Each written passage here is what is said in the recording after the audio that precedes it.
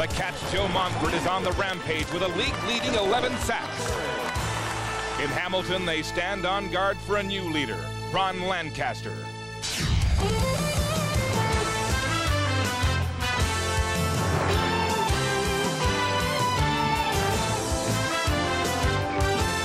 The CFL on CBC and the road to the Grey Cup. It's the Labor Day Classic, the Toronto Argonauts versus the Hamilton Tiger Cats. Neverwin Stadium sold out. More than 30,000 fans are here. Hundreds have been turned away at the ticket office. It's game day in Hamilton with one of the most anticipated matchups of the season.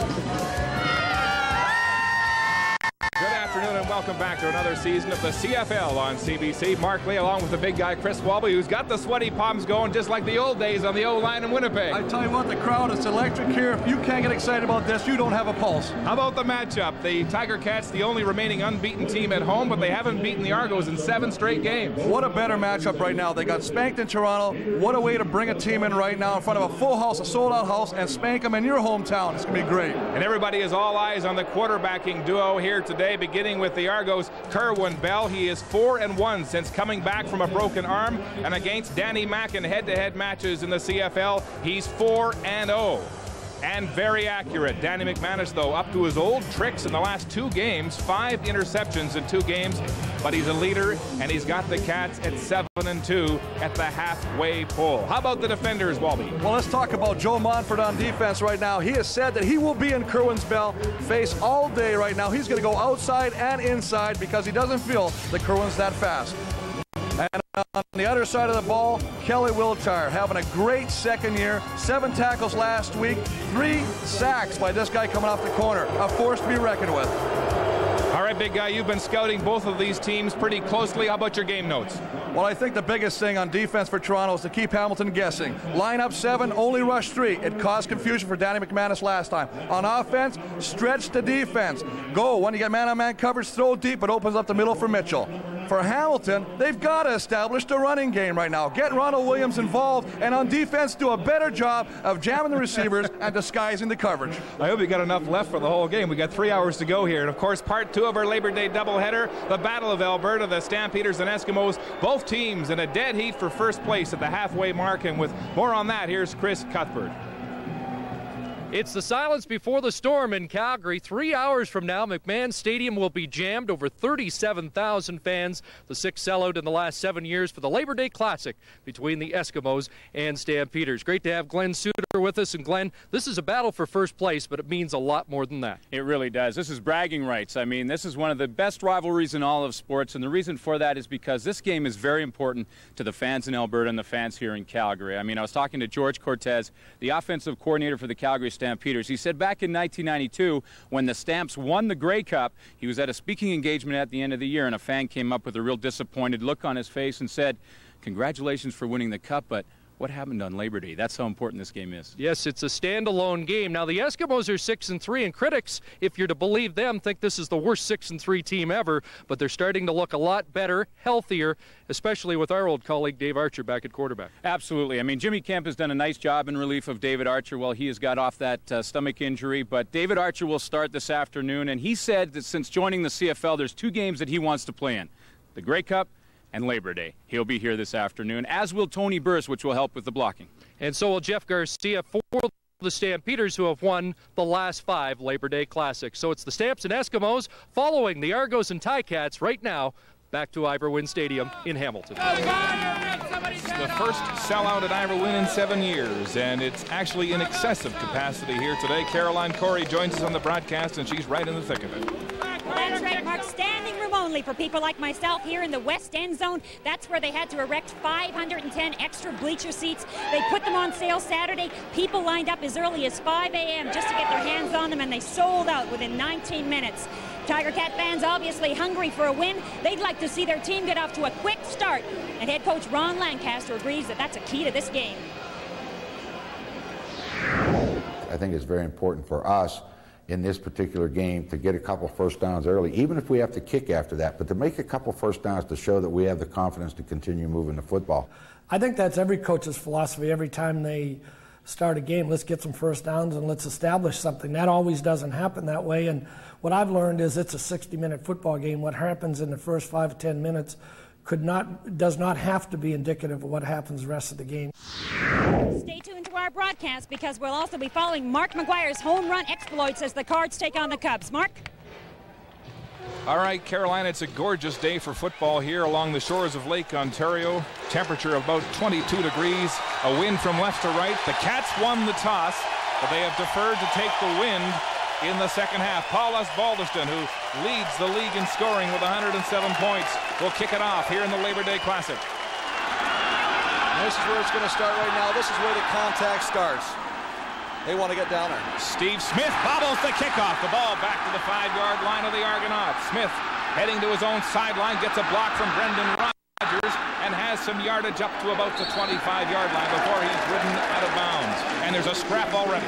Well, you know the emotions are going to get high, and the big thing right now, Joe Montford, who's a star on defense, plays special teams, goes down and just gets KO'd by Brendan Rogers. Kerwin Bell, who has been simply prolific. Here's the starting lineup on offense for the Argos. Led by Willie Williams, the big left tackle. Great offensive line. Not as prolific as far as protecting the quarterback this year, but that may be because they say Kerwin does not as fleet as foot as Doug Flutie was last year. The receiving crew, the big addition, Nigel Williams, a big, tall target that can go deep. First down. Bell with time, dumps it off to Pinball Clemens with a move here and there, and he's got 7 or 8 yards and a good pickup on first down. A great job. It just shows you why Pinball's so slippery. Just makes one move, makes the man miss, gets up there. Here's the guys that are going to have to stop him, led by Gonzalo Floyd, having the best year of his career right now with 6 quarterback sacks. At linebacker, Calvin Tiggle's the key. Done a great job of stuff in the middle. He's going to be the one that's going to have to put the hurt on Pinball and stop him short. Tiggle leading the and of Tiger course, Cats. Rob Hitchcock, big game, has to have one here at safety right now because they're going to try and pick on him. Tiggle with 40 tackles, number 1 in that department for the Tiger Cats. Hitchcock with 3 picks so far, 3 safety. It's second down and a little more than a yard for the Argos with 4 men stacked in the eye, now motion to the right. Bell under the center, fakes the handoff to Pinball. It's a changeup, a nice pump play, and Jay Barker is in at quarterback and scrambles for the first down. That's what we see from time to time in the Argo offense. And this is the reason that Donnie Matthews has Jay Barker in there on 3rd and short. They cover the receivers. Montford does an excellent job of picking the back coming out of the backfield. He wants to do a little short dump off pass. Can't, has to scramble, has enough presence of mind to get the first down. That's what gives him the added dimension versus Kerwin Bell.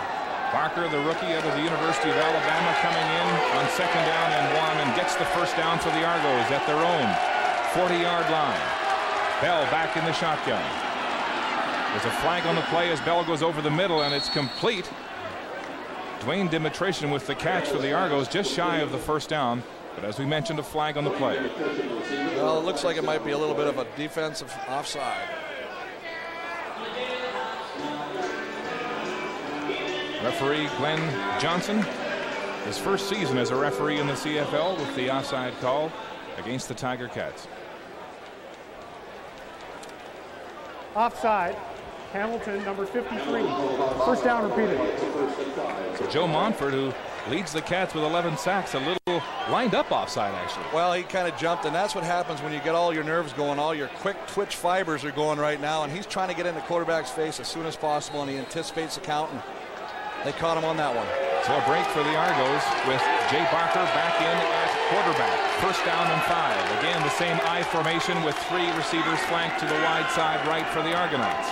First and 5 this time. Barker hands off to Pinball, and he'll be held about a yard and a half short, stacked up by Orlando Steinman. Great job by the front 4 of preventing him from coming straight up the middle. He runs it off tackle, and they got good team quickness.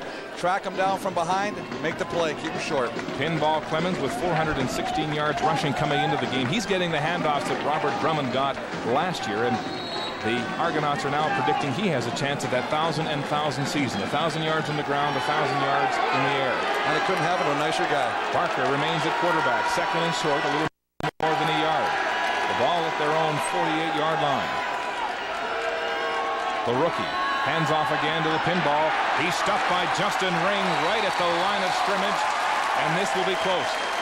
Again, we're talking about penetration. They do a great job of penetrating in the front, getting under the offensive line, creating an opening for the linebacker, Justin Reen, to come in and make the play one-on-one. Trying to hold pinball, but his forward progress just got him enough for the first down. And so it's first down at the Argo 50-yard line. As Kerwin Bell comes back in, the Argos shuttling their quarterbacks early in this contest. Anything they can do to create a little confusion on the defensive side for Hamilton. Kerwin Bell passing in excess of 300 yards in his last 3 games. A straight drop back passer. This time he's right on target in first down territory. Nigel Williams drops the ball. And it'll be an incomplete pass, much to the chagrin of the sellout crowd here in Neverwin. Well, I don't know about that. He caught the ball, took a couple steps, got hit. I know there's a rule, you got to hold on to it. As we see Pinball Clemens down, obviously in pain, away from the play. And that's not a good sign for the 10-year CFL veteran Clemens. Still down.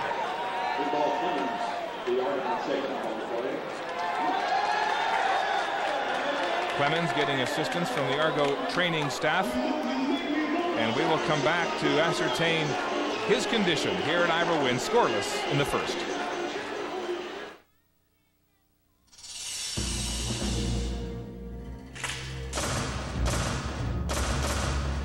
Now there's a tire that can survive even this, the Goodyear Eagle F1 Run Flat.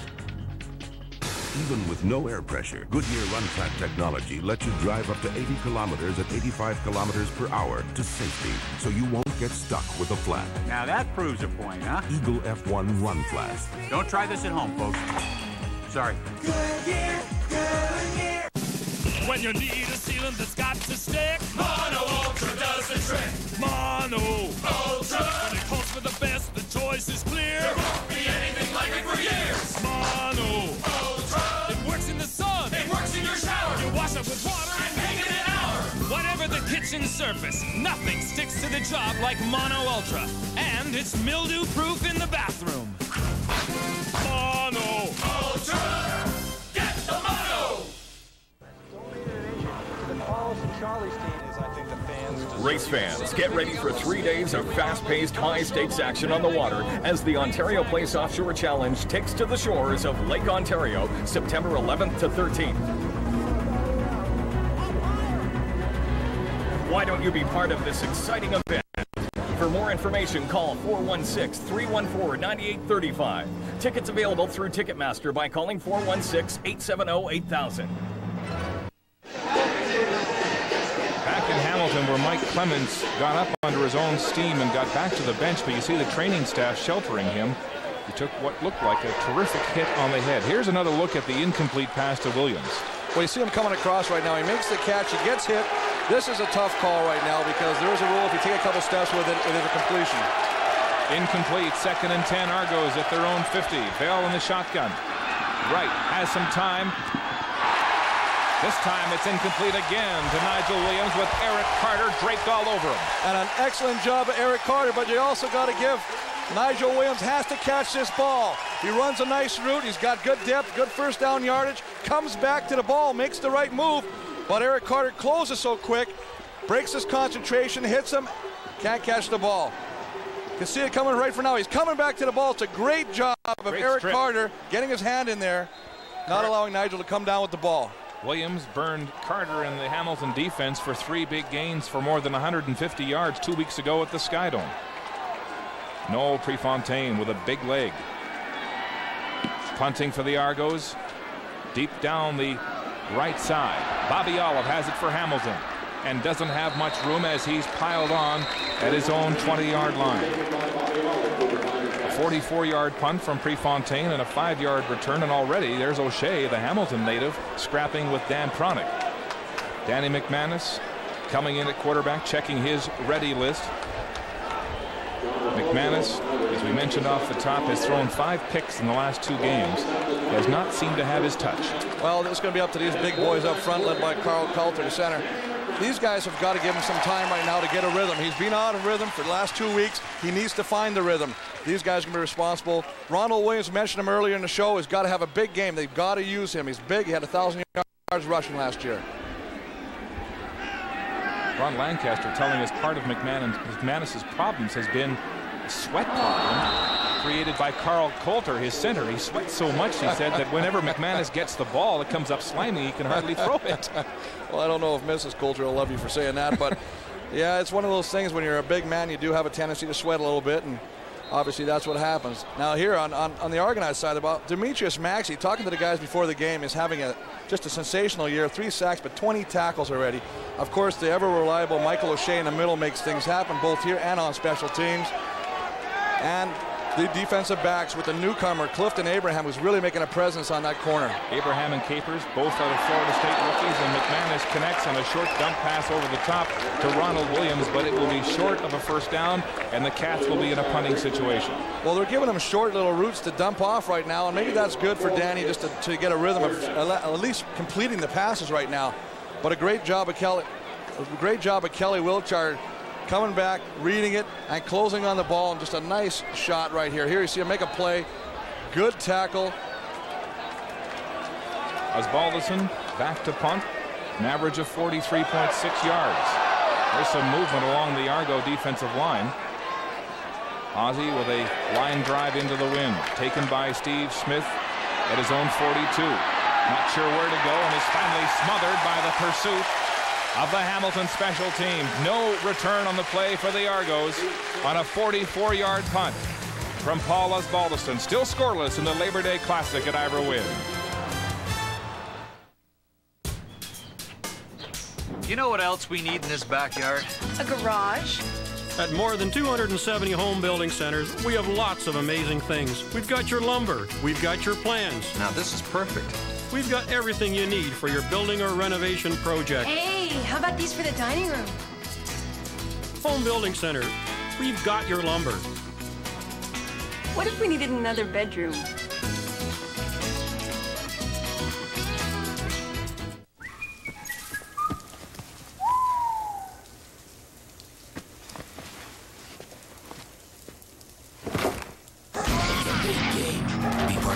Super Bowl event. No purchase necessary. Must be legal drinking age.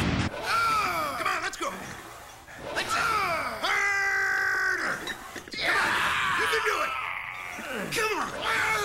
It's a big game. Be part of Bud's big Super Bowl event. Must be legal drinking age. No purchase necessary.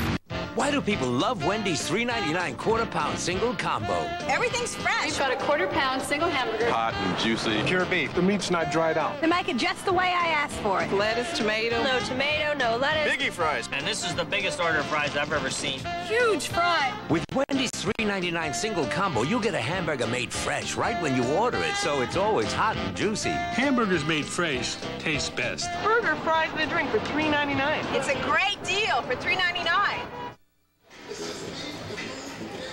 One of the things you're looking at there's big old Paul Osbaldiston. I tell you what, having a great year. Take a look at this. We got some jowls here, a little bit there, but look at this is the big difference right there, before and after, and I think it's reflected in his kicking. He's 85% on field goals as opposed to 57 last year. Ozzie has dropped 25 pounds since last year, and he'll be glad to know that you pointed that out. That's a small Wallaby. First down is the Argos, who have been terrific in the first quarter, yet to get on the board.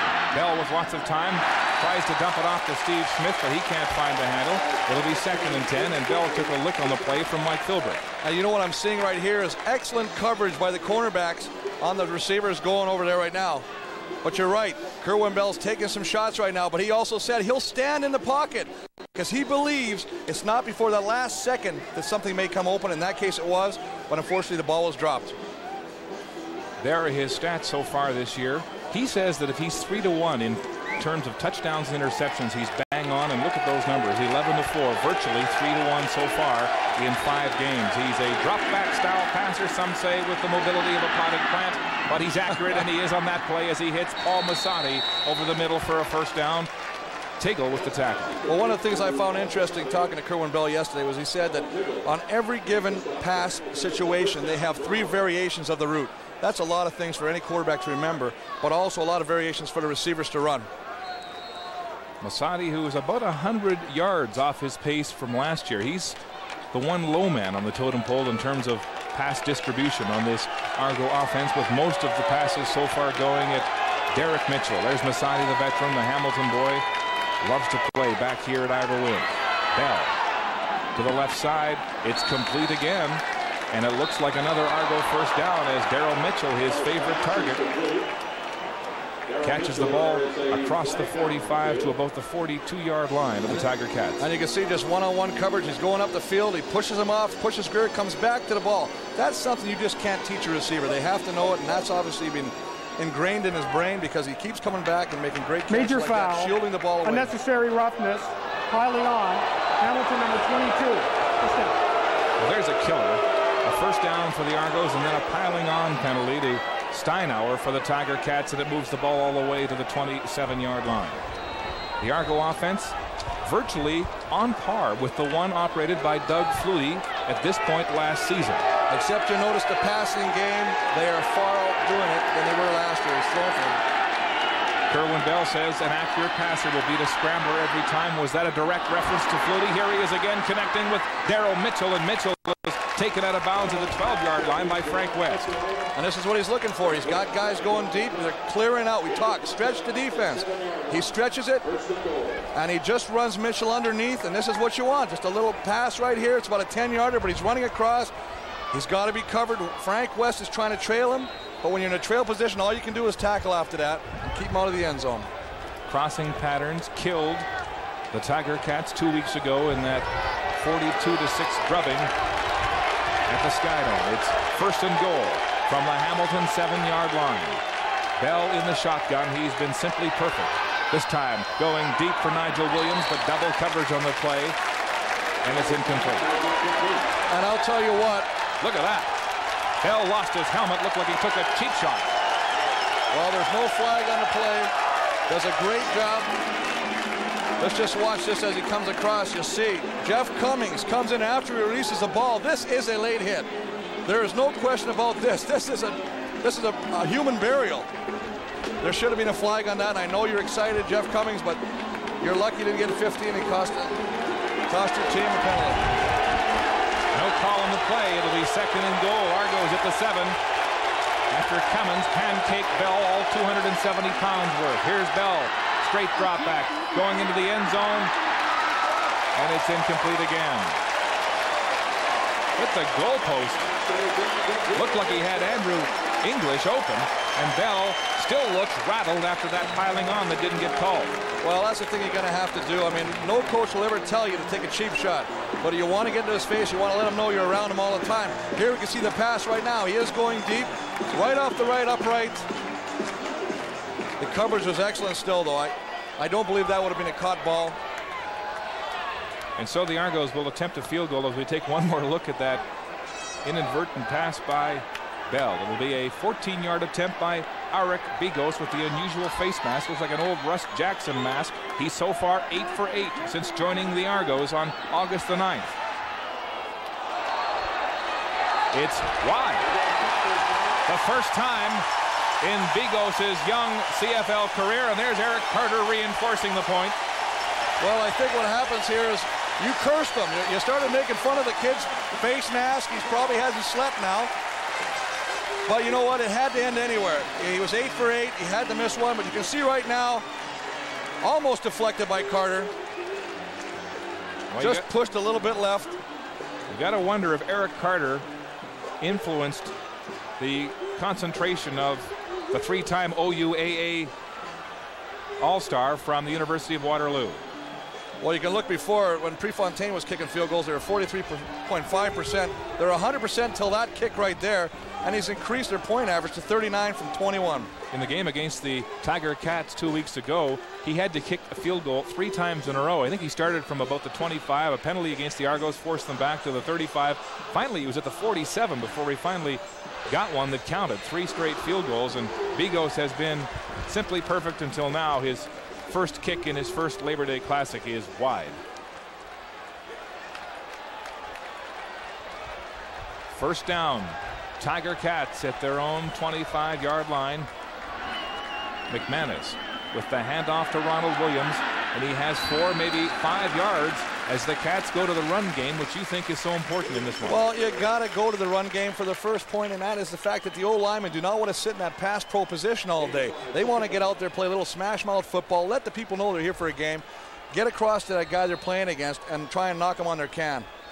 Ronald Williams, 5'10", a big horse at 210 pounds, but the big thing, you know, when you give him the ball, he produces. Over 1,100 yards rushing last year. You got to make him a part of your offense. Cast off by Jeff Reinbold and the Bombers last year after some trouble with discipline. Here's a quick pass to Archie Amerson, and first down territory for the Cats as big Mike O'Shea makes the tackle. And there's a flag on the play. Well, this is a nice play. I tell you what, they're starting to read the defense. See, Toronto's trying to do the same thing they did last year. They're offside, but they're lining everybody up and trying to make Danny guess how many are coming. On that play, he's just shooting the back out to the flat, hitting him with a little pass. Offside. Toronto, number 94. Penalties decline. First down. Call goes against Todrick McIntosh, the rookie, on the D-line for Toronto. And he just lined up offside. That's just simply one of those there, right there, where his head's across the line of scrimmage. McIntosh, his NFL career ruined when he had a thyroid problem that cost him 30 pounds in just 3 weeks, but he's got that under control, and he's come back to football in the CFL. Another quick pass over the middle.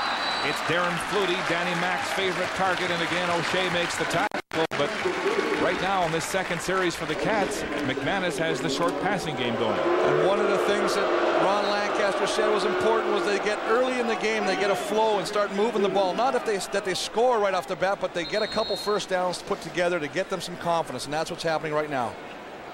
2nd down and 2. The ball on the Hamilton 44-yard line. Darren Flutie, 8 seasons in the CFL. With that catch, he has replaced Tony Gabriel, 7th in all-time receptions. And there's one that goes in and out of the hands of Mike Morreale. Some shoving with Abraham taking place in the secondary. Well, the biggest thing here is I'm going to tell you is there's a mistake here. Obviously, when Morreale and Amerson are crossing and they're right beside each other where the ball is thrown, you can see there's 2 receivers right there. They should not be in the same part of the field. One of them is running the wrong route, and that will cost you sometimes because the ball will be tipped. And obviously, when you have 2 receivers, you also have 2 defensive backs or 2 of the opposing players there. More chance for a pickoff. Punting situation for the Cats as Steve Smith is deep for the Argos. The lone man back at his own 20. A promising Hamilton drive, short-circuited near the midfield mark. Another flag on the play. Looks like procedure against the Tiger Cats. Yep. Outside end on Hamilton lining up. Big the Jeff defense Cummins can move, but the offensive guy's got to stay set. He started moving on defense. The offensive guy came out, moved a little bit. Legal procedure. Hamilton, number 86. 3rd down. Trevor Shaw lined up on the outside. You can see him right here. He just moves before. You cannot react to the defense moving. And so that'll put Osbaldiston back at his own 25 now. Steve Smith moving up to his own 30.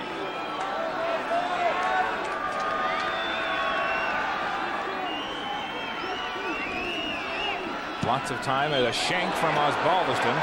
Drops about the 35. It's bobbled by Smith, and he's hammered by Cooper Harris at his own 37-yard line, and there's more bad blood. Another flag on the play. A 36-yard punt and only a 2-yard return by Smith. And tempers continue to be right on the edge here in this Labor Day Classic. No score. Argos and Cats in the first quarter. 1, 2, 3. Oh, 2 out of 3. It's a great color. You're gonna love it. Okay, pick a straw. Top quality beauty tone paint from Home Hardware comes with our no quibble guarantee. Heads or tails? And Home Hardware has more than 1,000 exciting colors, so the hardest part is choosing one. It's durable. It looks great. Home Hardware. Help is close to home. Okay, it looks great, but I get to pick the colors for the doghouse. He was an ace player who gave up cards to go to law school. But just when his life was coming together... Gotta go. Come on, I'll be really quick. You won't feel a thing. His best friend got in trouble with the mob. 25 grand or I start breaking things. You're fixing to go down hard. Now, he's got to play the game of his life to save him. I can't stay for this. He's like my brother. Deal. Matt Damon, Edward Norton, and introducing Gretchen Mol, Rounders. At theaters everywhere, September 11th. A horrific nightmare. It's the ticket to a new life. We're going on a big boat. Shipbuilding has become such an art now that a disaster is unthinkable. Tragedy that grips the imagination. This cannot have happened. We're all gonna die. A compelling cast. Any response, sir? No response. Incredible stories. Sir, I've lost my baby. Can you help me? Titanic, Part 2, Thursday at 8. A costly penalty, unnecessary roughness to Mike O'Shea on Steve Smith's return of that Osbaldiston punt, and that puts the Argos deep in their own end. Well, it's only his third game, and when you have a lot of first-year players, the pressure's going to be there. You can play it like it doesn't bother you, but he's nervous and he's tight. We'll have to see what happens next time he gets the ball. Looks like O'Shea hit Dan Cronick from behind late on that play. The Argos will scrimmage first down at their own 23. 30,000 Ticats fans getting into this one. Here's Bell with time. He's got Dimitrition wide open and Tiggle with the tackle. A gain of about 5. Just a great job of getting in your zone by Tiggle, reading the line, or running back coming out. Dwayne Dimitrition finds the seam, and a nice job of Tiggle closing and making the play and limiting it to 5 yards. You see Kerwin's looking, he's checking off. Usually the running back is your last check. Does a nice job. Dimitrition, the Saskatchewan product with sure hands. Tiggle, number 1 in tackles for the Tiger Cats coming into this game.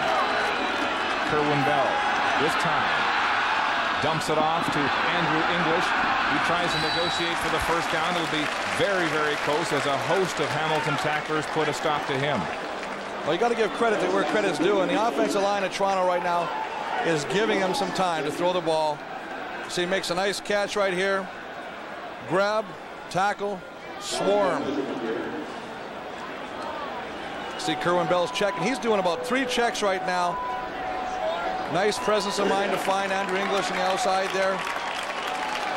Makes it close. It's going to be close, though, on the measurement. Looks like it'll be third down Argos. And Jay Barker is coming back into the game as the Argos will go for it on third down. The ball on their own 32-yard line. Well, Matthews has always been a gambler, and I think when you got a guy with the amount of athletic ability as Jay Barker, you're going to go for it. Matthews saying he was so relaxed if he could buy a ticket he would have, and he'd sit up in the stands and watch this one.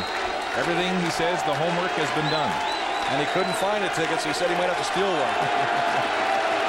Third down gamble. The fans now rousing the Cat defense. Inches to go. Barker at quarterback. Fakes the sneak, rolls left, and fooled the Cat defense for the first down. That is a great play, and the last time I used to see a quarterback do that was Matt Dunnigan. He knows that all the defensive linemen are lined up between the tackles. You can see everybody's in between the tackles. He just takes the ball. It's predetermined. He's going to the outside. It's going to be up to the linebacker to fill. Hitchcock comes up from the safety position. Stops him, but not before he gets a first down. And so it's a first down on that gamble by the Argos. At their own 35-yard line, Barker, his work done. He's been efficient so far in the first quarter. Bell handing off to Pinball Clemens. A gaping hole through the middle of the Hamilton defense, and he'll have at least 6. And once again, it's Kelvin Tiggle with the tackle. Well, one of the things that happens when you're only rushing 4, it's just like when Toronto was doing to Hamilton. You want to run the ball. It's a good call by Kerwin Bell. He just hands it off. Pinball's got great vision. Not only is because he's only about a foot off the ground, but he's just got great peripheral vision. He's the Wayne Gretzky of the football field. Clemens shaking off the effects of that head shot that sent him to the sidelines a few plays ago, and back in the game for the Argos. Tiggle calling the signals on the Hamilton defense. And a timeout on the play as Kerwin Bell heads to the Argos sideline to confer with Don Matthews. Now, Bell calls his own plays for the Argonauts. And so when he calls his own plays, he has his own power to make audible situations. Obviously, he saw something he didn't like, or that one of the players wasn't where he should have been lined up. It looked like him and Pinball were having a little discussion. We'll get on the headset to offensive coordinator John Jenkins, who loves the fact that Bell loves to throw the ball deep. And you know, one of the things that people say is you only get one timeout a half. Why use it now? But I think it's a smart move when you're in your own territory, rather than force something or make a mistake that gives the other team some, some momentum. So I think it's a good call by Kerwin Bell. You can see right up here, there's Jenkins. Right up here, that's the offensive coordinator right now, and they're going over some stuff to make sure they're on the same page. Kerwin Bell has certainly picked up where Doug Flutie left off. A lot of people wondered what the Argos would be like without Flutie this year. Bell, who is a straight drop-back NFL prototype quarterback, says that his vision and his ability to throw accurately can make up for his inability to scramble. Here's Bell now rolling right. Finds Daryl Mitchell open, and he'll have the first down at the 47-yard line. Reggie Love running him out of touch. Just a nice job again by Kerwin. Coming back right here, you can see him. He's just going there, runs out, throws to the outside. Reggie Love has to close on him. The biggest thing that's scary about that situation is if the ball is thrown a little quicker, Mitchell catches that ball in flight, and then it's a chase between him and Reggie Love.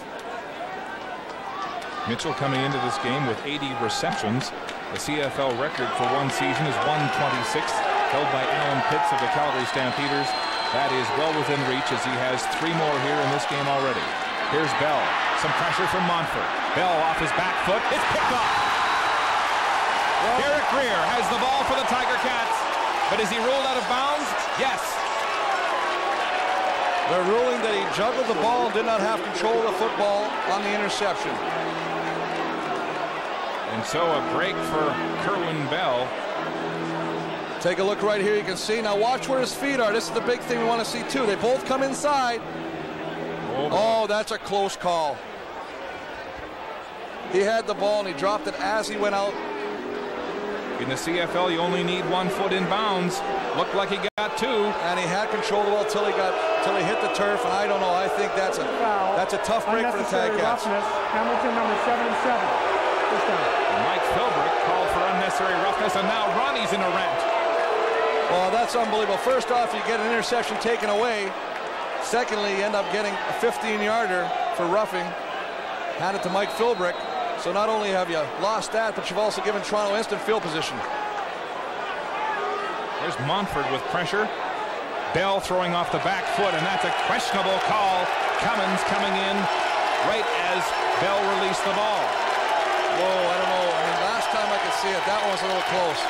And so the Argos keep the ball. First down at the 48, and there's a flag on the play. More shoving. Chris Giaskis shoving Obi Spanik. Well, this is something you're going to see because, I mean, these two teams, they hate each other. It's just pure emotion out there right now. It's a street fight. That's what you want to see. Ron Lancaster worked up after that call against Cummings, which really hurts. It'll be 1st and 15. Offside Argos. Scrimmaging at the Hamilton 53-yard line. Bell, pressure, dumps it off to Daryl Mitchell, and Mitchell is tackled by Frank West as he gets back to the original line of scrimmage. 2nd down and 10, Argos. Just a great job. I mean, they use Mitchell in everything. First off, they give him around the season. Now he's coming right now underneath. Little pitch right now from Kerwin Bell. This is something, the shovel pass they usually use with pinball, but with his great athleticism, they give it to him. Great job by Frank West following him down the line and making the play. You can see Tiggle skating down the line right now. They're taking himself. There he comes. And you see Bell always waits to the last possible minute before making the play. He says quite often that's when it opens up. He took another shot from Montfort on that one. 2nd and 10. Bell downfield to Nigel Williams. He can't find it, and he takes a shot from Eric Carter as the ball sails over his head. You know what? A lot of people say, where's the flag for that? Hey, this is a football game. This isn't touch. The receiver's around there. He's in your territory. Let him know he's in your territory. He's on your home turf. Give him a smack. He'll think twice about coming in. Watch this right now. You can see right there, he gives Nigel a little welcome home, baby. Don't relax here because you're going to have somebody in your face the whole day. And so the Cat defenders, the #1 secondary in the CFL, shutting down Nigel Williams in the rematch after he beat them for 152 yards in Game 1 2 weeks ago. Well, Prefontaine with another line drive squibbler taken by Steiner at his 15, finally drilled at about the 17-yard line. So bad field position for the Tiger Cats on this series. A 7-yard return by Orlando Steinauer after a 39-yard punt from Prefontaine. And still scoreless after 1 quarter of the Labor Day Classic at Neverwin Stadium in Hamilton. All right, fans, the UPS special delivery guy is on his way to Box B.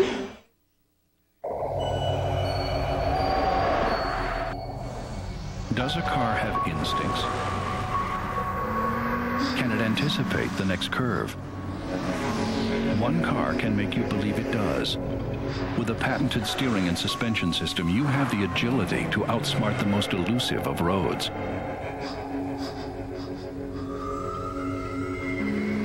Intrigue by Oldsmobile, a sophisticated twist on a sports sedan.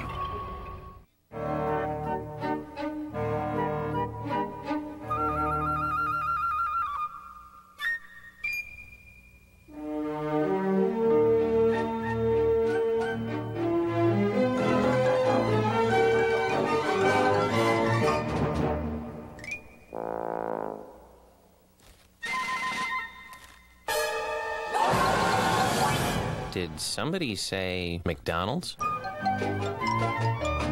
Brake problems? You should have heard the sound. I'm thinking, uh-oh. Right now, Pano PST and GST and all brake work, backed by Speedy's famous guarantee. Now that's treating me like a somebody. Cola's destiny is to inherit the earth. It became a symbol in the quest for global domination. The Cold War's over and the Cola Wars have just begun. The Cola Conquest, a 3-part series starting tonight. 1 quarter of this Labor Day Classic is done, and still no score between the Argos and Tiger Cats. And it's hard to believe the Argos haven't put a point on the board when you consider in that first quarter they had the ball for 11 minutes. Here's another look at that cheap shot by Eric Carter. Well, you know, it's one thing for a team to be excited as you see Eric Carter give a cheap shot to Nigel Williams. Watch Cummings come inside here on Kerwin Ball and just, we're talking, not only hit him, but he's trying to drive him into the turf. Now, it's one thing to be excited, but you don't want to put yourself in a bad situation where you take penalties, bad penalties at that. First quarter stats, no points on the scoreboard, but as we mentioned, time of possession favoring the Argos, 11-14. The Cats have only had it for 3:46. And how about the rushing yards? Only 5 from the Tiger Cats. You said off the top they've got to get a ground game going because they usually win. In fact, they're 5-0 when they have more than 100 yards rushing. McManus, first down, wide side of the field, and it looked like Darren Flutie was open, but he couldn't get close to the pass. Yeah, we talked about running the ball, but they only ran it one time. If you want to look at the positives out of those stats we saw, last time they played, Hamilton did not have 1 first down in the first quarter, so at least they're 1 ahead of time.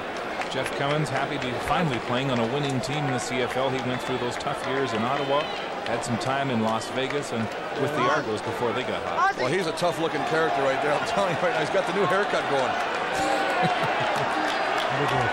Second down and 10. Maxey eyeing McManus. McManus throws to his favorite target, Darren Flutie, and it'll be close to a first down. Flutie is drilled by Antonius Bonner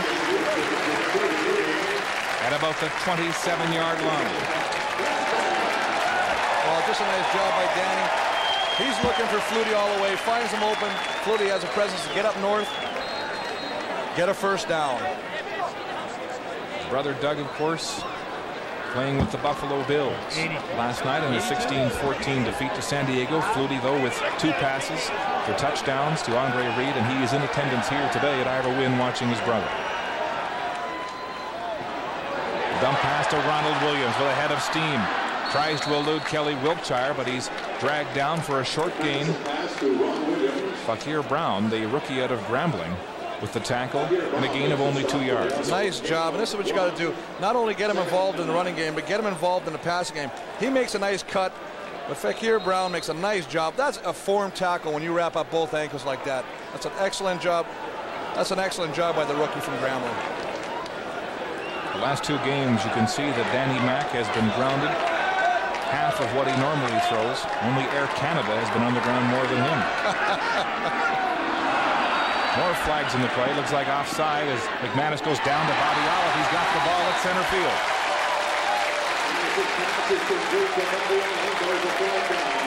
And McManus is not happy. And this is something that I like to see. We were talking about this in the press conference yesterday. Danny is so level-headed, so even-keeled. You're seeing some emotion coming now. Cats, look at that. Offside. Looked like their slot back was 2 strides over the line of scrimmage before the ball was snapped. And that just...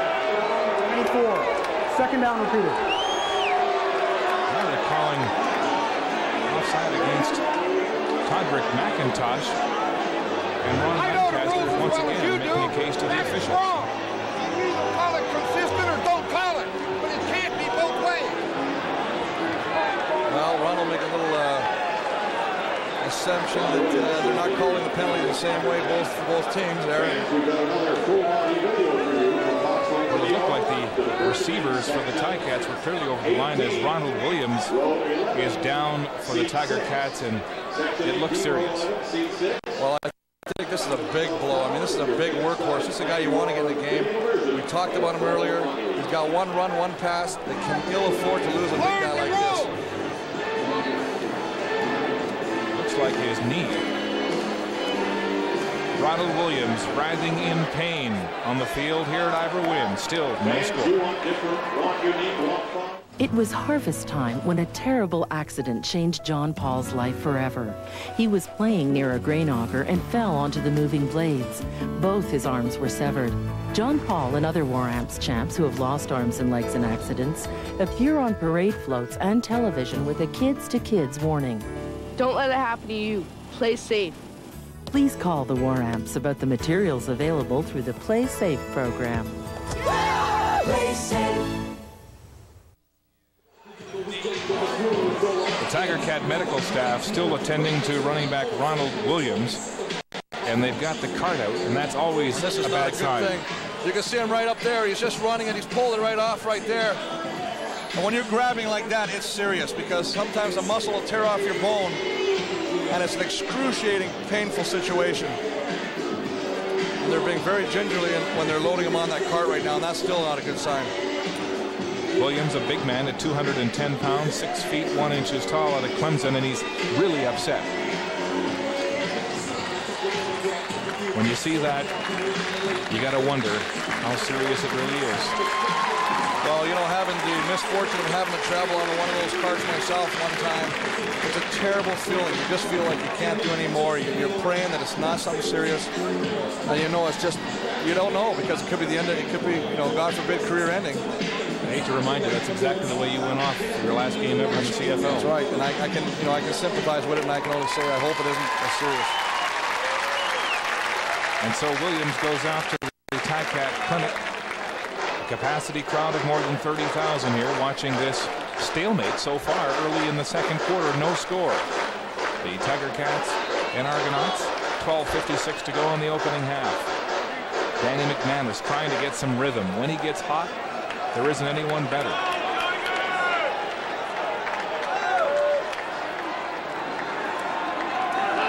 Second down and 4. McManus over the middle to Darren Flutie. He's got the first down, drops the ball. It's picked up by the Argos. It's Bonner. And Bonner is finally brought down by Andrew Grigg. Demetrius Bonner, who last week returned an interception 58 yards against Winnipeg, has the ball for the Argonauts at the Hamilton 30-yard line. Wow, what a play. I mean, you got 5 Packer receivers in there now with Ronald Williams out. You can see Flutie, little stutter step, breaks inside, nice catch. What a great job of stripping the ball. Ball comes up, ever-present, Antonius Bonner picks it up. You can see Andrew Grigg wraps him up. You got to keep him out of the end zone, but this is just, that's what Toronto's defense is known for, making plays. They stripped the ball, recovered it, and that's, you can't ask any more of them. Byron Capers, the rookie out of Florida State, with the strip on Darren Flutie, and Antonius Bonner has the fumble recovery to just shy of the 30-yard line for the Tiger Cats. First down, Argonauts. Kerwin Bell in the shotgun, drops the ball and falls on it for a loss on the play. Mike Philbrick, the first to the tackle. Help from Gonzalo Floyd. Well, we're seeing some things that are not characteristic here already. Darren Flutie getting the fumble, and then obviously Kerwin Bell not handling the snap and running out and just dropping the ball right here. It's a bad snap. And just around the feet there. Good presence to just fall on it and take the loss. Well, Chad Folk does the snapping for him out of the shotgun. Here's a man who benches close to 600 pounds, so maybe he's throwing that ball too light. Loss of 9. 2nd and 19, Bell. At quarterback, dumps it off for Dimitrition, and he just gets back over the line of scrimmage. The tackle from Reggie Love, and there's Darren Flutie lamenting that fumble. Well, you know, we talked to him yesterday, and they're both so keyed, and Darren Flutie who's normally a very quiet guy, wants to have a big game here. He wants to, you know, he loves Hamilton. He says the fans have been fantastic. He knows there's a full house here. He wants to respond with a big game. Flutie passing Tony Gabriel with all-time receptions, the 6-14. They were tied coming in. And with his first catch, he moves alone into 7th place. Eric Bikos, a young man from Waterloo who missed his first field goal attempt at chip shot in the first quarter, will attempt one here from about the 37-yard line. Orlando Steinauer is the lone man back.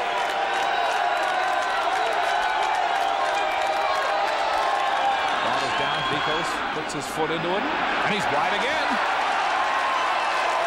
And so after going 8 for 8 in his first 3 games, Bikos is 0 for 2 in his first 2 kicks of his first Labor Day Classic in Hamilton.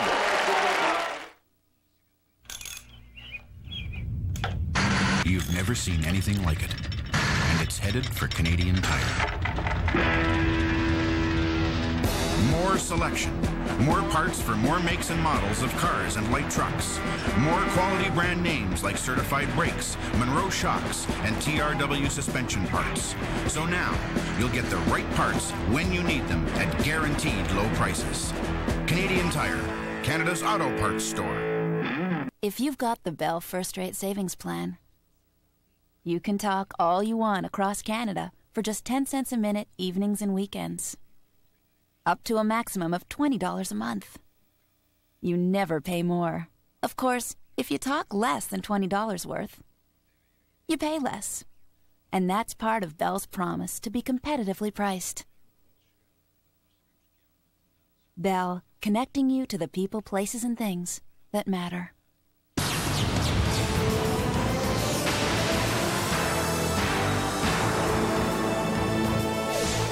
The CFL on CBC. Brought to you by Bell, connecting you to the people, places, and things that matter. Well, I tell you what, one of the big things about the field goal kicker is not only the holder important, but the snapper, and you can see the snap's a little high. Mazzotti's got to reach back for it. By the time he sets it down, it might interfere with the timing of Bigos' kick right there. The young kid, watch the snap right here. You're going to see him. He reaches back for it right there. And as a result, he's hooked it now. Bigos has hooked 2 kicks in a row now, both to the left side. In his mind, as a rookie kicker, he's going to have to figure out, how am I going to straighten out this kick? He's got to concentrate. He's got to figure out mentally what he's got to do now. It'll be interesting to see if it comes down to a crucial kick with this kid now. Chad Folk with 2 questionable snaps. That one that was high and back of Masadi, and of course the low shotgun to Kerwin Bell would cause the loss of 9. First down. The give is to Archie Amerson. A quick move to the outside, and he's got about 5. Donald Smith with the tackle for the Argonauts at the 40-yard line. Well, it's nice to even see him carry the ball. I mean, he has not been a big part of their offense for the last couple weeks. Early in the year, they were releasing him, getting mismatches with Archie, and he was making big plays. Lately, he's just been kind of like the quiet guy. Frustrating start for Emerson. No touchdowns rushing, no touchdowns receiving. Second down at about 6.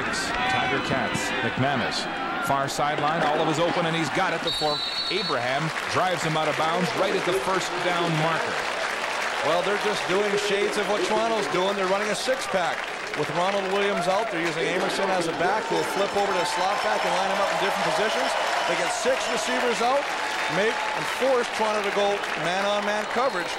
Does a great job of getting the ball out there. So McManus beginning to get some rhythm here in the second quarter. Only had the ball for 3 minutes in the first quarter, the Hamilton offense. Well, he's not tired. Shotgun to McManus. Standing in, lots of time. Over the middle, it's Mike Morreale. And he'll be tackled at center field with a flag on the play. There's a flag down on the play. Mike Morreale, the Hamilton native, with the catch to about the 54-yard line. And the call, it appears, will go against the Argos. 1st and 5, McManus, the signal to the bench. Well, again, we're finding that the defense of Toronto is starting to jump, trying to anticipate the count of Danny Mac. Offside, Toronto number 94. First So down it's repeated. Todrick McIntosh, the rookie on the D line, offside.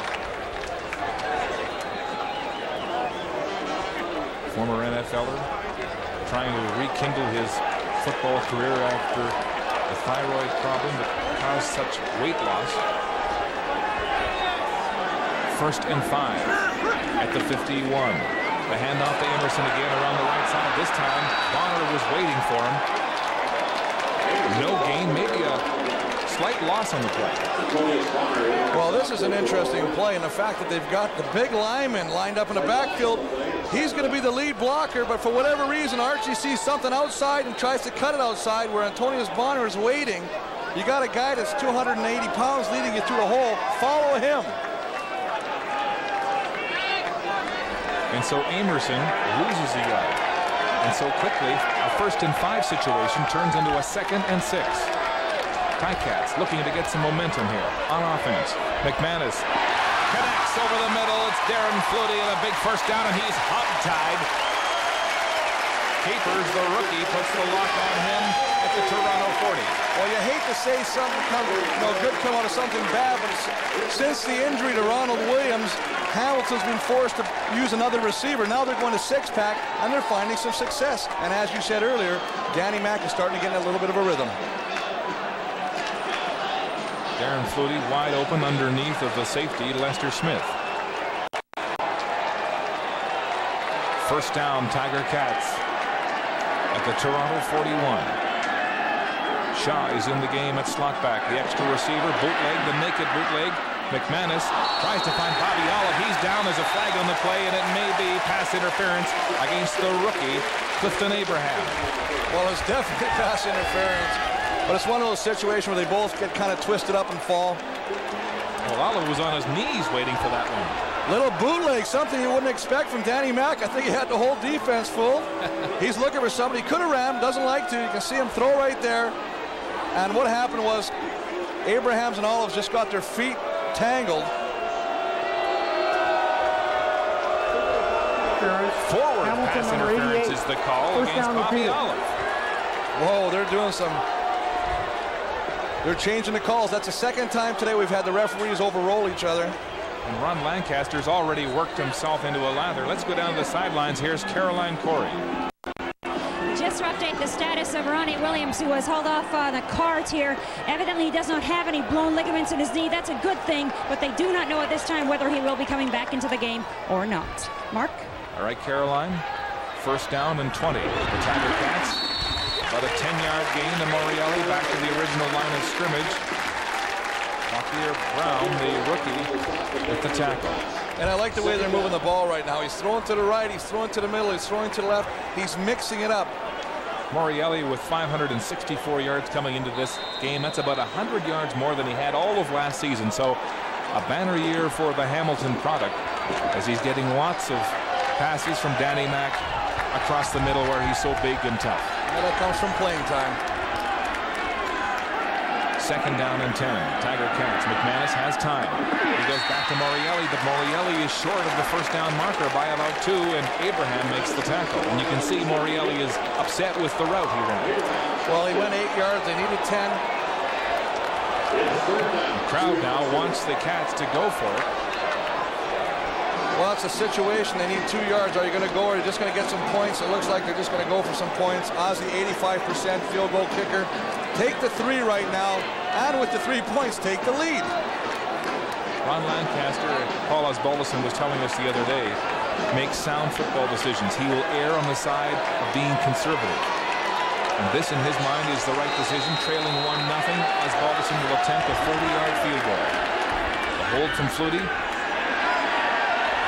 It's good. The Cats take the lead for the first time. It's 3-1 with 6:34 to go in the half. And we as farmers would try to put nature back into nature. What makes a perfect egg? That's the perfect egg. On our farm, they're all perfect. I like scrambled eggs and omelets. This is how I scramble my eggs. What's good for you in an egg is, I don't know, everything. Eggs are excellent. Eggs are good for you. It's all natural. We take from the land, we put back into the land, and nature's perfect eggs. It's from our farm.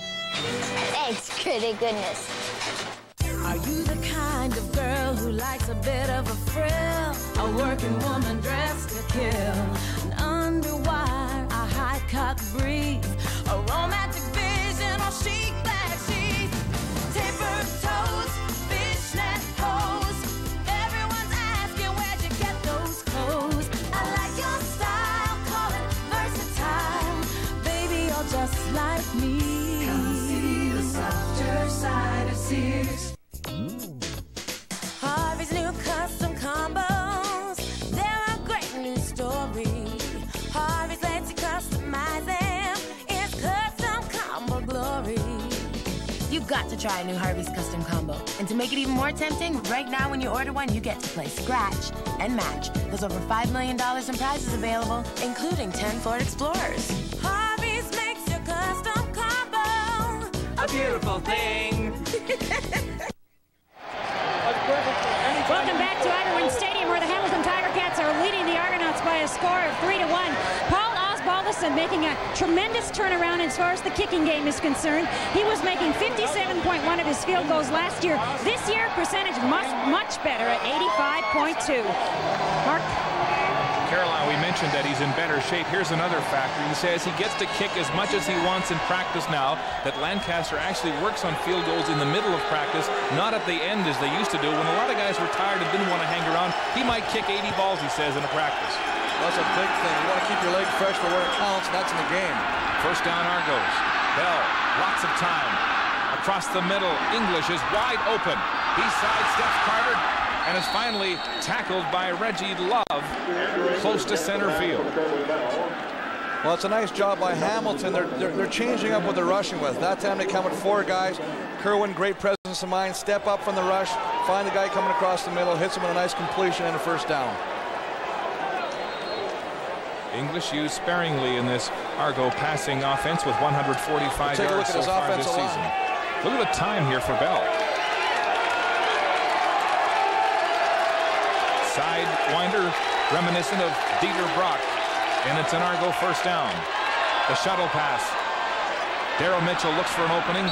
Finally jammed by Frank West and Mike Philbrick at center field. A gain of maybe 3 yards on the play. Well, they ran that play earlier. All it is a shovel pass, trying to find an opening. And Philbrick looks like he's in a great deal of pain at center field, making the tackle on Darryl Mitchell. Mike Philbrick down for the Cats. 3-1, Hamilton in front with 5 to go. Love is all that I can give to you. Love is more than just a game for 2. 2 in love can make it. Take my heart and please don't break it. Love. The 1999 Nissan Maxima. Unexpected performance from a luxury sedan. Check out the 1999 Maxima now during our Come In For a Spin event at your local Nissan dealer. My future is really important to me, obviously, seeing that I'm going to be there. It's been proven over and over again that ordinary people can go and they can get things that everyone thinks is impossible.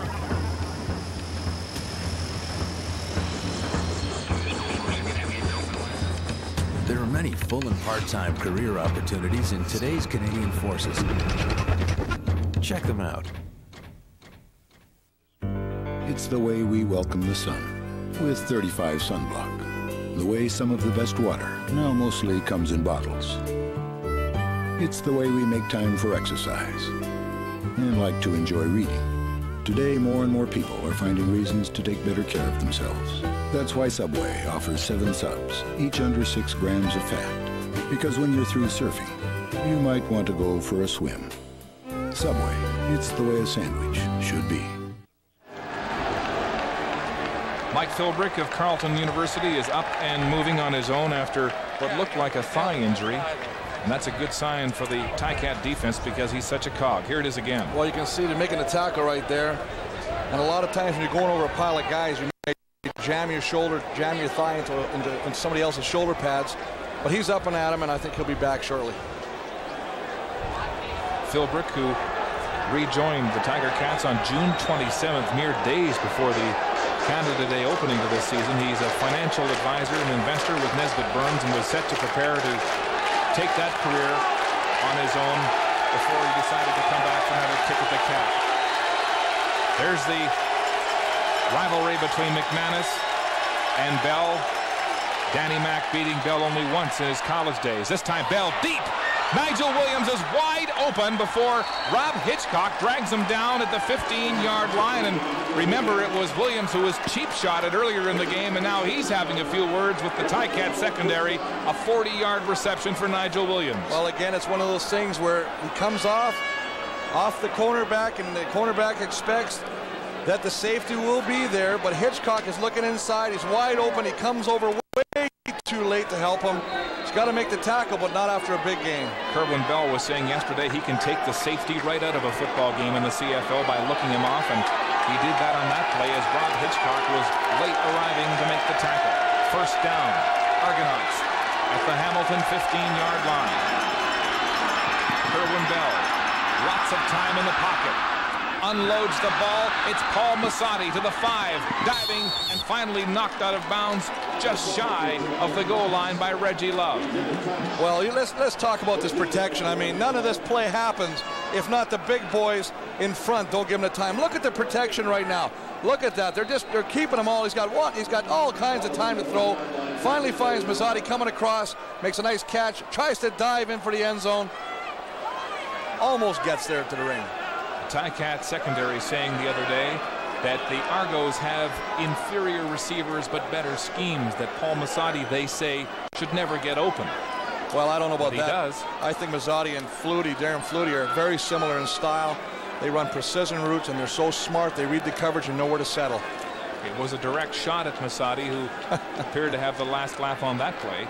A first down for the Argonauts at the 1-yard line. And Jay Barker is in at quarterback.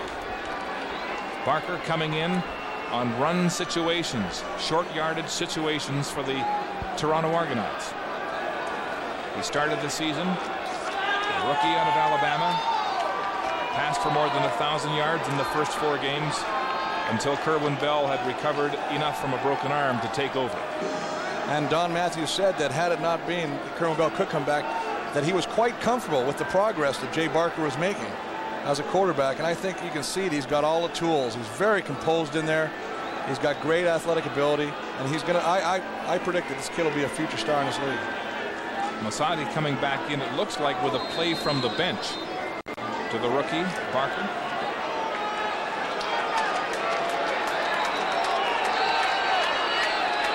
Appears to be some confusion as both teams are trying to send players in from the sidelines, and the officials are finally saying that's enough. Well, what they did was Toronto sent the short yardage team and the 2 big Huskies for the outside to play the tight end position, and now the play came in, as you said, from Don Matthews, and they pulled the short yardage team, or the 2 big tackles. We're going to go with the regular offense. Barker has fooled the Hamilton Ticat defense once already in what looked like a quarterback sneak situation with a quarterback keep around the corner. What will he call here? Still some confusion as he tries to call his offense back into the huddle. 4:10 to go in the first half. 3-1, the Tiger Cats leading the Argonauts. And the officials now coming down to talk to the scorers, the timekeepers.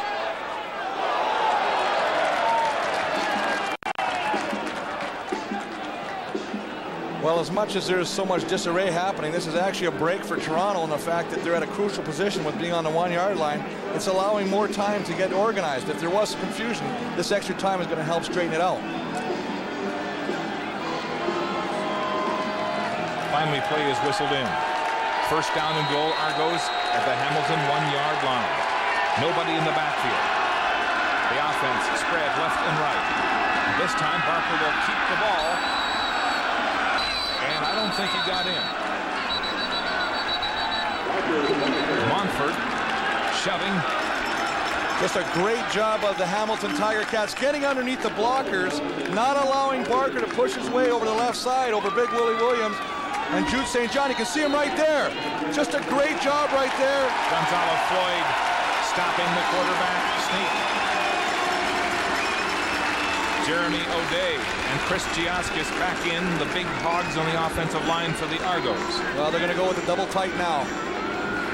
Floyd stopping the first attempt and first and goal from the 1. It'll be second and goal from the 1-yard line for the Argonauts. 3.5 minutes to go in the half as Giaskis digs in. Motion right. Pinball alone in the backfield. They give us to Pinball. He's stacked up for a loss. It's Montfort. And Steinauer. Beautiful play.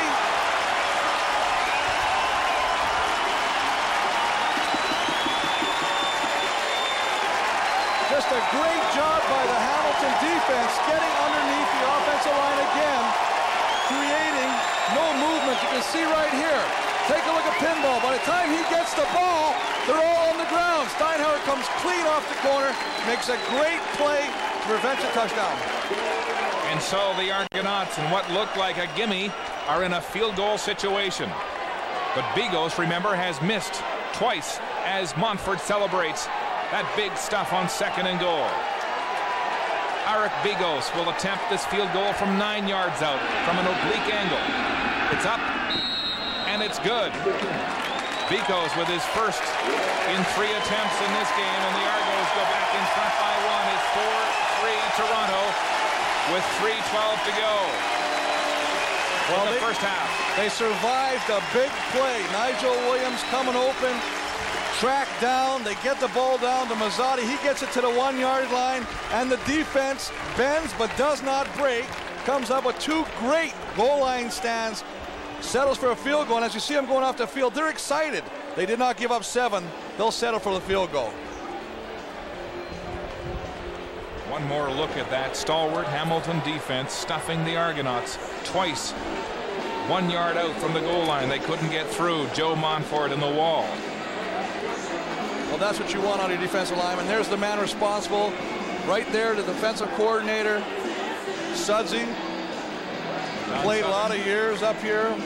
Head coach last year before being fired.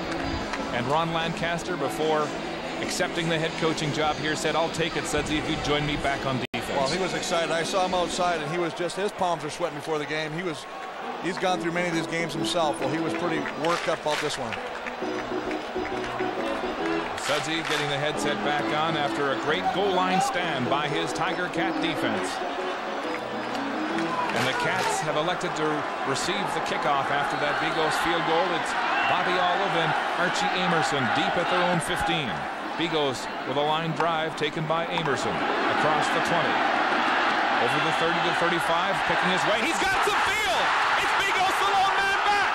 Amerson is shoestringed by the kicker! Well, the first thing they wanted to do, the reason they took the kick to receive was the fact that they had to go against the wind. They didn't think it would be a deep kick. They thought they'd get some good field position. A 55-yard return of a 57-yard kickoff, and the Cats have good field position.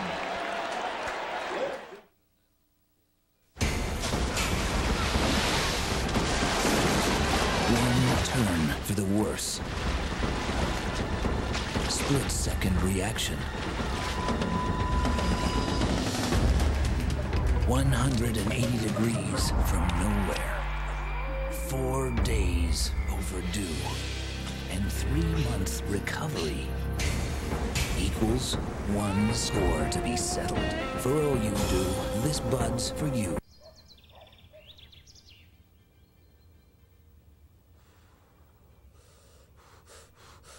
Football's here, so bet on Proline. Do you know what this is? Neither did I, but this thing almost wrecked my vacation. Don't aim at Mummy, boys. Kids. That's why I came to Speedy. You should have heard the sound. I'm thinking, uh-oh, big bucks. Hey, all I need is a fair deal. But the Speedy brake guy said all I needed was new brake pads.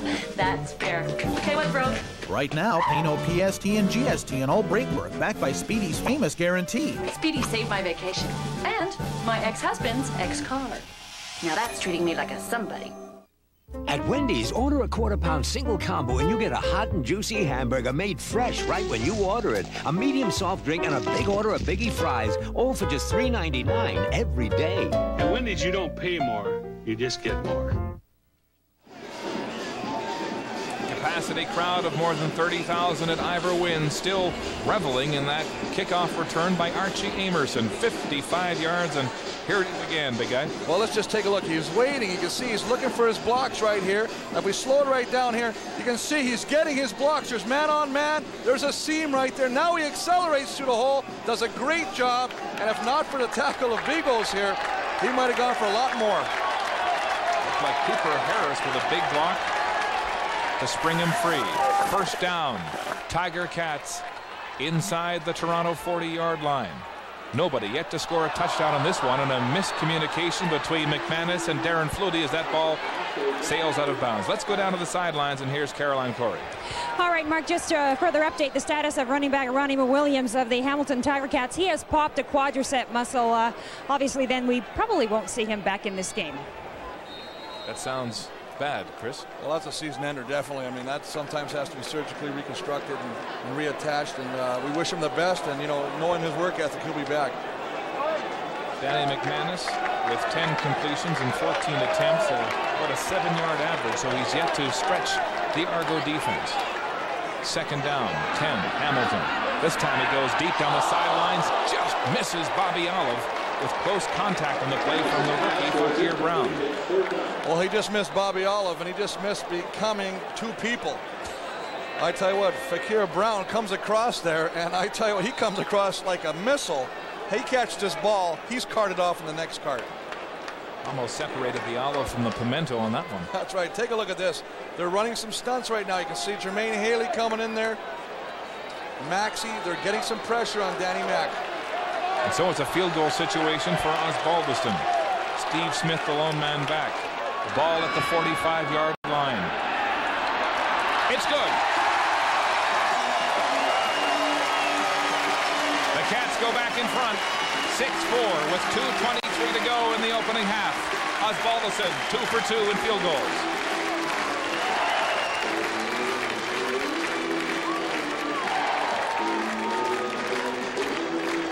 Get a 28-point fall checkup, plus oil, lube, and filter, tire rotation, and a free jug of washer fluid, all for just $29.95.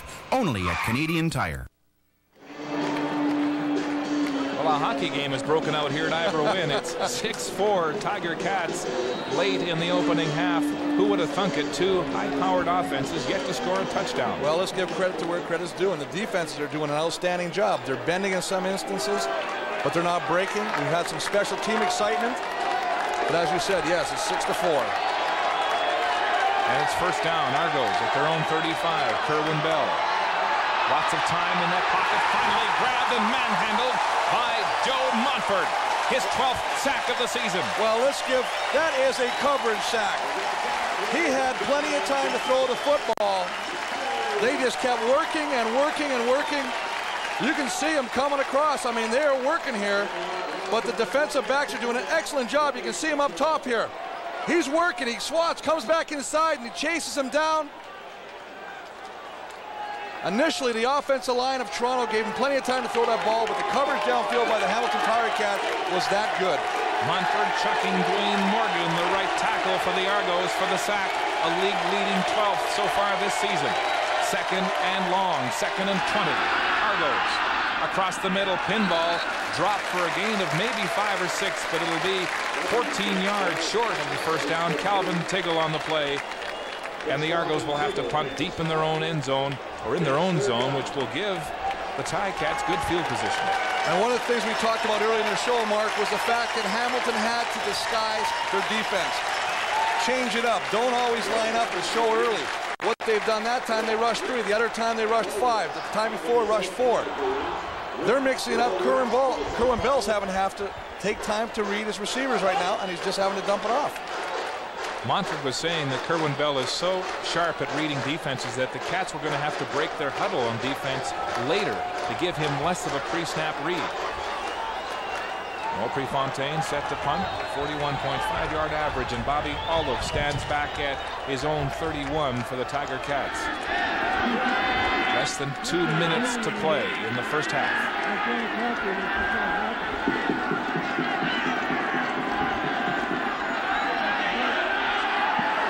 Nearly blocked by Shaw as he got very close.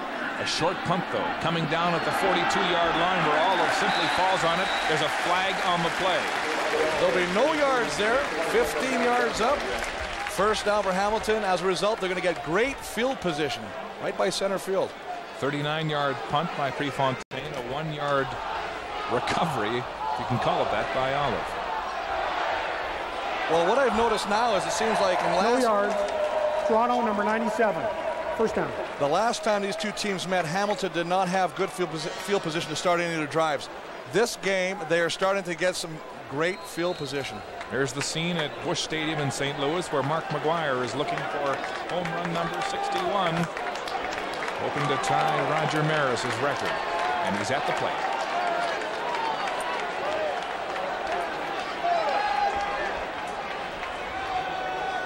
McManus in the shotgun, deep down the left sideline, and great blanket coverage by Abraham. The Cats are saying it should be interference. Flutie had no chance on the play. That is a great job of coverage right there, running stride for stride. He tries to turn back to the ball. He's not, Abraham that is not trying to interfere with him. But the fact is that the coverage is so tight, he's like a second skin on him. Tight as a bark to a tree. Clifton Abraham on that play. You watch him going down the field. He tries to come back, turns. No, that looked like interference. Here's a long shot by McGuire. Home run number 61, Mark McGuire. Let's go to St. Louis.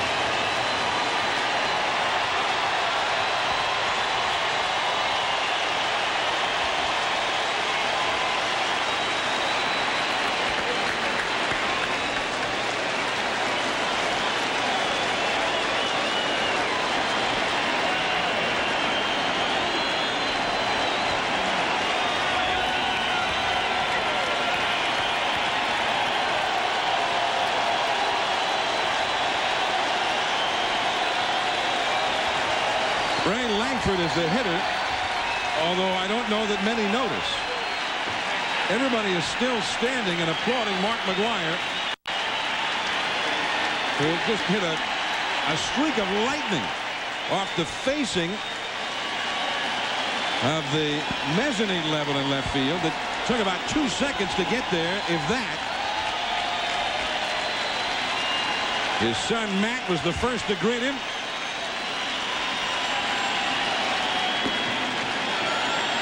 3-0 to Langford. There's no one alive that knows how he feels about now. Roger Maris would be the only one that would really know how he feels.